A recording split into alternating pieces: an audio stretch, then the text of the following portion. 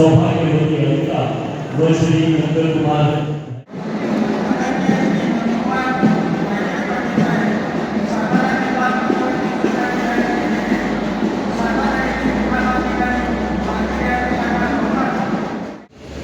मोरगावचे सुपुत्र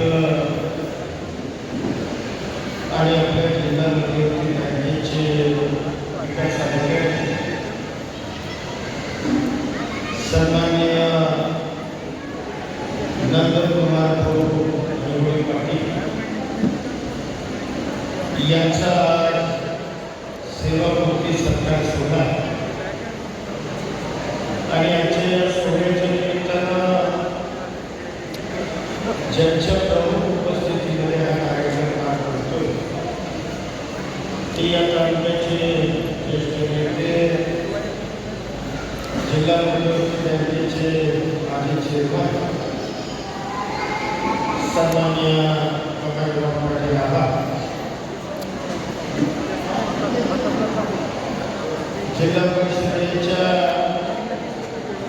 समाज कल्याण समितीचे माजी सभापती ज्येष्ठ नेते शेट्टी पाटील,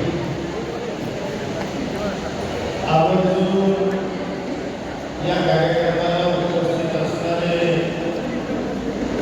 आपल्या जिल्हा मध्यवर्ती बँकेचे चीफ ऑफिसर सन्माननीय सरकारी सर, मंचकावर उपस्थित फलटण नगरपालिकेचे फलटण तालुक्याचे माजी सभापती देवरे सर, आपल्या मार्केट कमिटीचे सभापती सुनील सर, जिल्हा बँकेचे माजी जनरल मॅनेजर सन्माननीय क्षीरसागर सर, कारखान्याचे संचालक शिवाजीराव पाटील शेळके,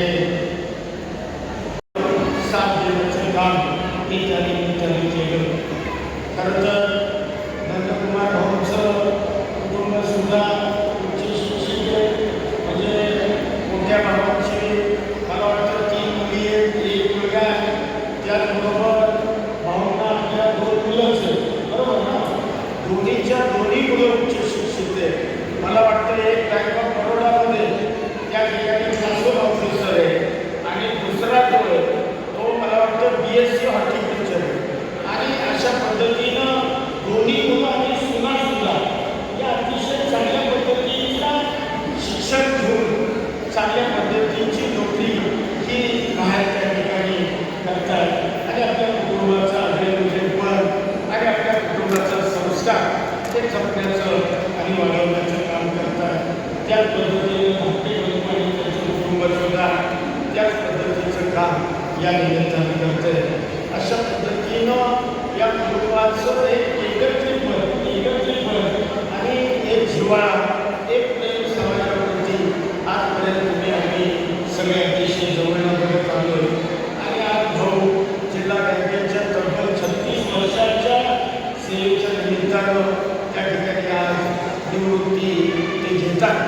आणि निश्चितपणानं बँकेमध्ये काम करत असताना जिथं त्यांनी काम केलं त्या ठिकाणी त्यांनी आपल्या बँकेचं हित हे पहिल्यांदा जोपासण्याचं हे काम त्या ठिकाणी केलं.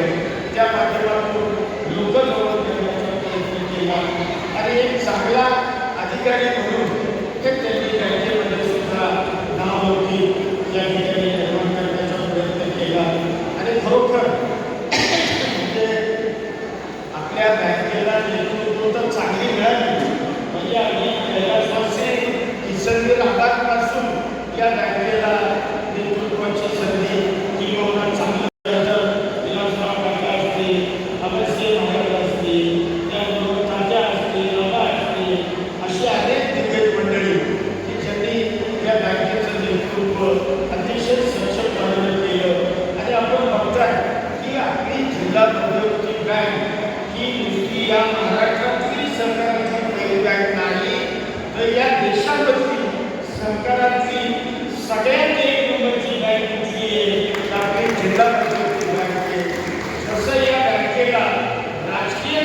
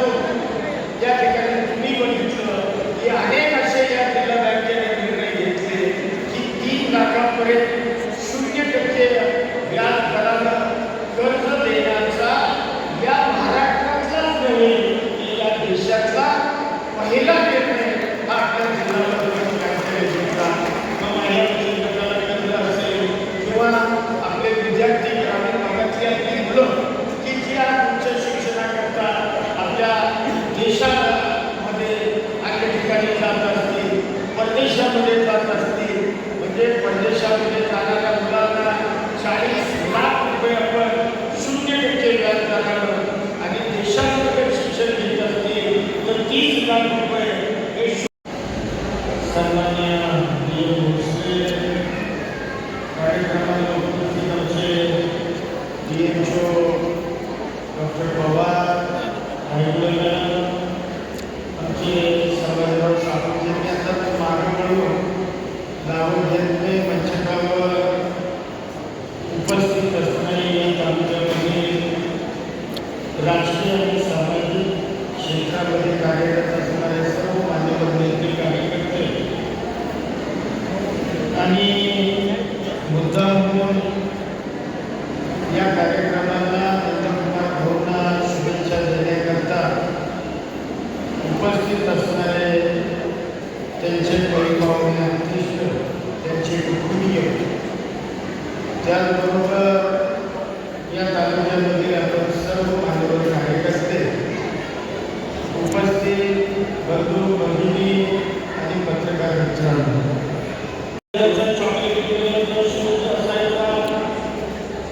आणि ती टोपी सुद्धा डोक्यावरची आपल्या वीर टोपीची, बरोबर ना, एवढी कडक पांढरी शुभ्र नवीन टोपी आणि त्याचं ते धोतर धरून चालणं वागणं बोलणं म्हणजे नवीन माणूस असा जवळ जायला घाबरायचा अशा पद्धतीचं व्यक्तिमत्व, आता अशा पद्धतीचं व्यक्तिमत्व आपल्या कारभारी राहण्याचं.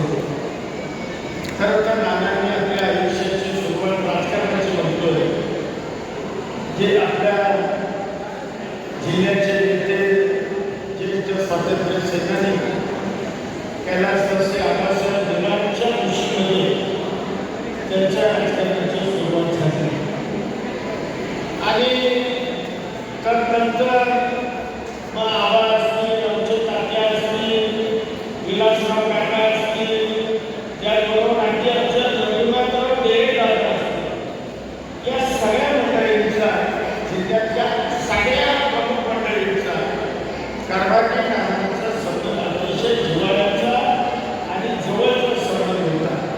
आबांच्या बरोबर तर बँकेमध्ये 6वी साठी म्हणजे गाडीमध्ये येत असताना आबांच्या बरोबर यायचे आणि आबांच्या बरोबरच गाडीवर घरी यायचे.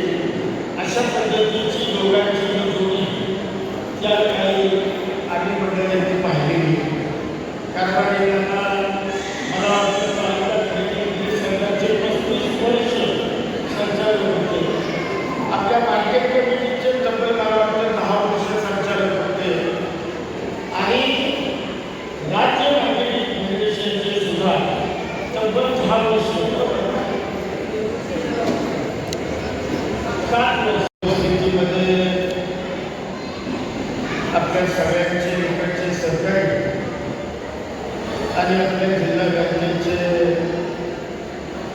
विस्तार अधिकारी नंदकुमार भाऊंचा सेवापूर्ती सोहळा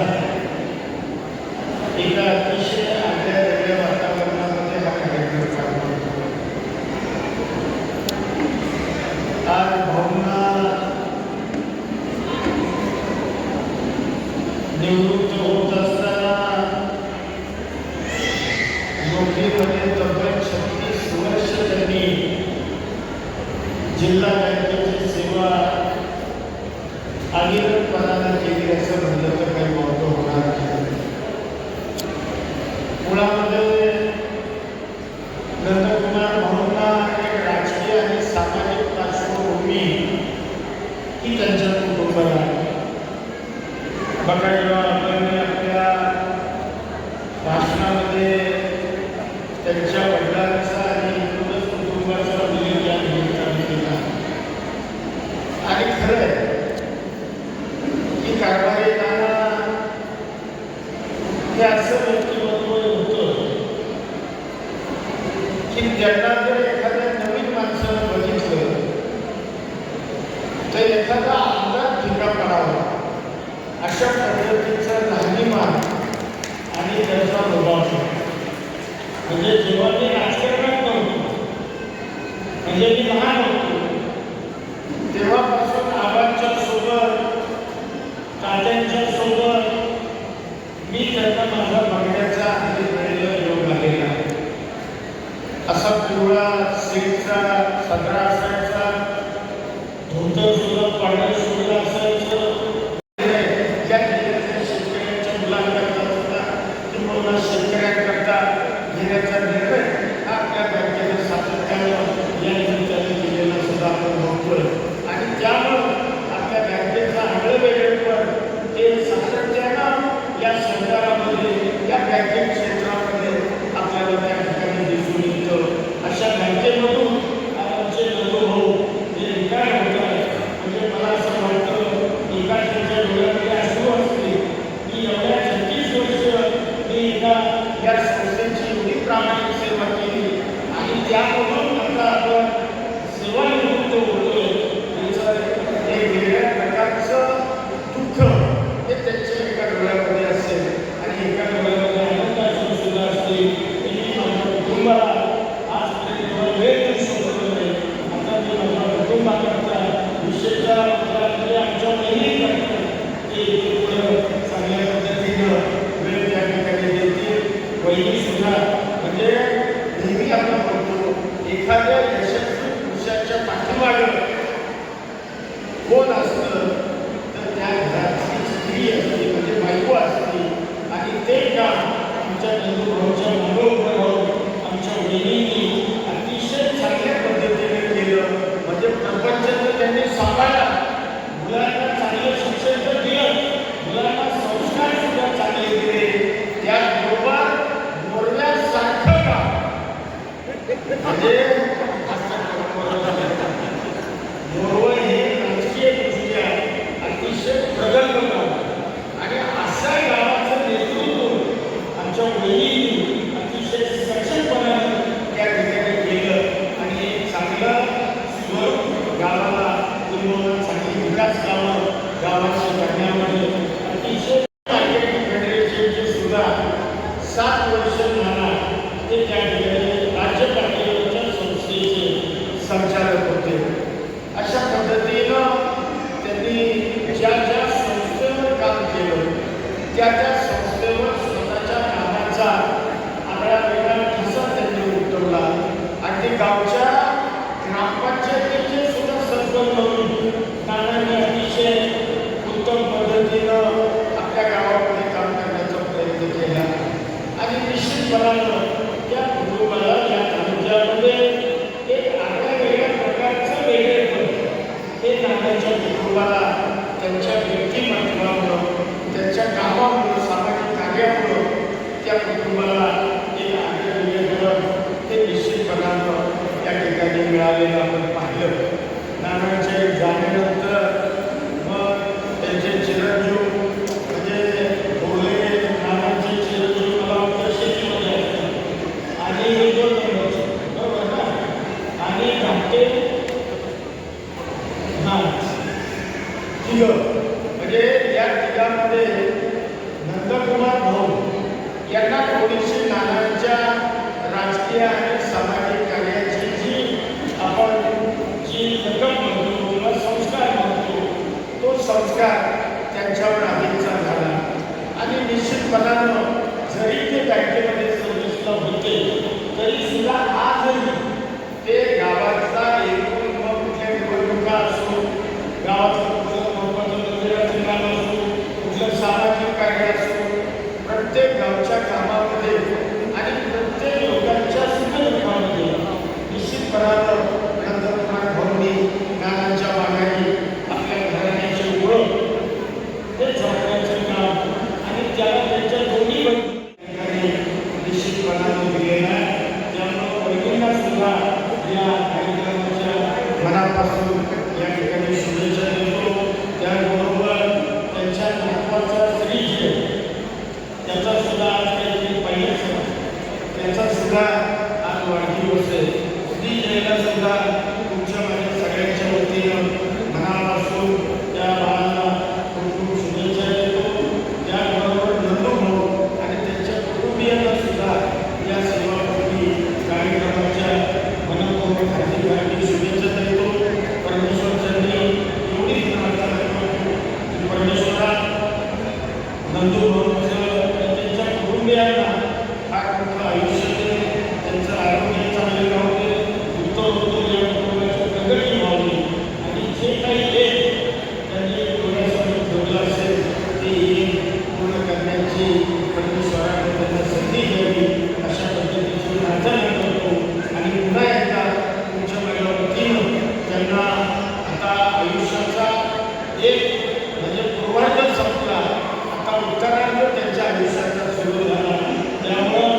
तुम्हाला अगदी बरोबर राहणार आणि आता तुमच्या उत्तरार्धाची सुरुवात होती त्यालाही मनापासून शुभेच्छा देऊन मी माझे शब्द थांबवतो.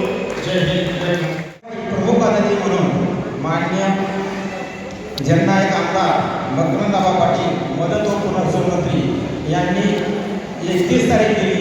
परवा आम्ही त्यांना भेटायला गेलो. 2 वेळा मी राहुलींना सांगितलं तर ते म्हणजे 20 तारीख दिली मी येणारच आहे. आबांनी ते शब्द पाळला आणि आज या माझ्या सेवापूर्ती कार्यक्रमासाठी आबांनी उपस्थिती लावली. त्याबद्दल मी आबांचे शेतशः आभार मानतो व मनपूर्वक धन्यवाद देतो. यानंतर आमचे मार्गदर्शक वडिलांच्या समान असणारे माननीय बकाजीराव पाटील जिल्हा बँकेचे ते गेले 11 वर्ष अध्यक्ष होते व त्यांच्या काळात साहेबांनी सांगितलं नाबार्डचे सलग 6 वेळा पुरस्कार आमच्या बँकेला मिळाले व पुरस्कार नंतर तर नाबार्डचे अधिकारी किंवा नाबार्डचे संस्था म्हणायची की प्रत्येक वेळेला तुमच्या जिल्हा मध्यवर्ती बँकेला नाबार्डचा पुरस्कार शिरसागर साहेब आहे. त्यानंतर असे जिल्हा बँकेला सध्या 108 पुरस्कार मिळाले. त्यानंतर आमच्या उपस्थितीमध्ये आमच्या बँकेचे सरकाळे साहेब यांनी आमची बँक किती प्रगतीपथावर नेली आत्मनाथ प्रगतीपथावर नाही त्यांनी मगाशी सांगितलं सर्व कर्मचारी प्रशिक्षित केले व त्यांनी केडरचंही मार्गी लावलं. तसंच ते या कार्यक्रमात उपस्थित राहिले त्याबद्दल त्यांचे स्वागत. यानंतर आमचे माजी समाज कल्याण सभापती आनंदराव शेळके पाटील हेही या कार्यक्रमात उपस्थित राहिले. त्यानंतर मार्केट कमिटीचे सभापती सुनील शेळके सर, शिवाजीराव शेळके पाटील, पंचायत समिती फलटणचे माजी सभापती रामभाऊ ढेकळे साहेब, बंधाऱ्याचे कोकरे बाळासाहेब कोकरे साहेब व आमच्या जिल्हा बाधित जिल्हा परिषद नक्की फोन असतो. मी रोज 2 दिवसातून आबांचा फोन असतो. माझा नाही गेला आबांचा फोन मला येतो कारण रोज आमच्या वडिलांच्या समान असल्यामुळं त्यांना त्यांची माझी रोज विचारपूस असते. तब्येती असते माझं काय चाललंय ते बोललं जातं. आमच्या प्रपंचात काय झालंय ते रोज विचारणा करतात. त्यामुळं या कार्यक्रमात आबांनी उपस्थित राहिले त्याबद्दल मी त्यांचं शिक्षेचा आभार मानतो. आपण सर्वजण ते मिलिंददादा पाटील हे सुद्धा आम्हाला मार्गदर्शक आहेत. त्यामुळं त्यांचंही या कार्यक्रमात उपस्थित असल्यावर मी मनपूर्वक आभार मानतो. मी आपणा सर्वांना जास्त काही न बोलता माझे सामाजिक काम व मुलांची शिक्षण व आपणा सर्वांचं प्रेम इथून पुढं असंच राहावे व आपण आमच्या निमंत्रणाला मान देऊन उपस्थित राहिला त्याबद्दल मी सर्वांचे मनपूर्वक आभार मानतो.